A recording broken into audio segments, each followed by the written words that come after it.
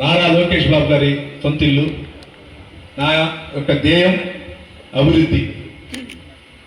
అభివృద్ధి లక్ష్యంగా నేను వెళ్ళదలుచుకున్నా.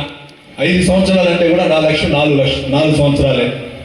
ఈ 4 సంవత్సరాల్లో ఏ గవర్నమెంట్ ప్రోగ్రాం జరిగినా ఏది జరిగినా నేను కంపల్సరీ అటెండ్ అవుతానని ఈ సభావంలో ఇక్కడున్న అధికారులందరూ కూడా తెలియజేసుకుంటున్నాను.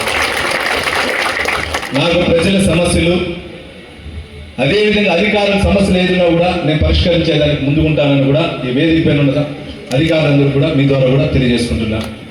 అదేవిధంగా ఈ రోజుకు సంబంధించినటువంటి ఈ వేరుశనగ విత్తనాలకు సంబంధించి మీకు అందరూ తెలుసు. ఎలక్షన్లో మేము ఇచ్చిన మేనిఫెస్టో ప్రకారం అన్నదాత సుఖీభావ్లో ప్రతి రైతుకి 20,000 రూపాయలు ఇవ్వడం జరిగిందండి. దానిలో భాగంగా 14,000 రూపాయలు మీకు తొందరలో మీ అకౌంట్స్కి వస్తుంది జరిగింది ప్రపంచంతో 83లో. దానికి కారణం రైతులే. దాని తర్వాత 1985లో తిరిగి రెండోసారి ముఖ్యమంత్రి రామారావు గారు రైతులకి ఆదుకోవాలనే ఉద్దేశంతో ఆ రోజు కర్షక పరిషత్ అనేది ఒకటి పెట్టి దాని సింగిల్ విండోలకు అనుసంధానం చేస్తూ ఆ కర్షక పరిషత్ ద్వారా కూడా రైతులు ఆదుకోవాలన్నాడు. ఆ కర్షక పరిషత్ చైర్మన్ కూడా ఆనాడు ఈనాటి ముఖ్యమంత్రి 4వసారైన మా పెద్ద ఆయన చంద్రబాబు నాయుడు గారు ఆ రోజు కర్షక పరిషత్ చైర్మన్.